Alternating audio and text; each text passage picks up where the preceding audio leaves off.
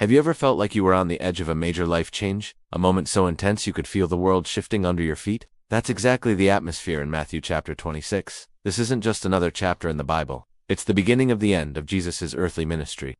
A dramatic and emotionally charged sequence of events leading directly to the cross. Let's dive into it. The chapter opens with a beautiful, yet controversial act. A woman anoints Jesus with a very expensive ointment. Some of the disciples, particularly Judas, see it as a waste of money that could have been given to the poor. But Jesus sees it differently. He recognizes it as an act of love and preparation for his burial. This moment sets the stage, highlighting the contrast between true devotion and a misplaced sense of priorities. It shows us that what the world sees as waste, God may see as worship. From this intimate moment, the mood darkens quickly. We witness Judas Iscariot agreeing to betray Jesus for 30 pieces of silver. It's a heartbreaking turn, showing how close someone can be to the light and still choose darkness.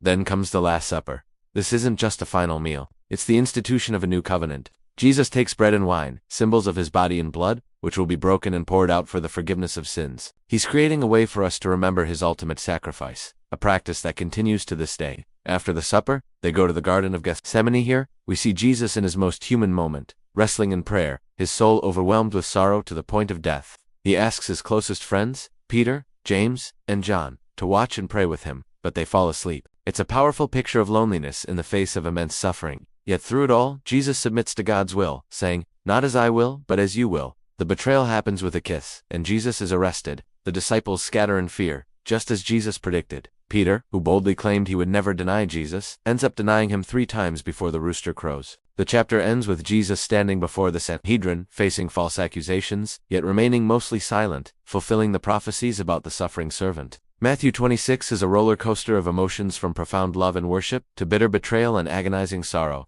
It challenges us to think about our own devotion, our actions under pressure, and the incredible depth of Jesus' love and sacrifice for us. It's a raw and real look at the final hours of Jesus' freedom, and it perfectly sets the scene for the crucifixion and the world-changing resurrection to come. Thanks so much for watching. If this deep dive was meaningful to you, please like, subscribe, and share it with someone who might need to hear it. See you in the next video.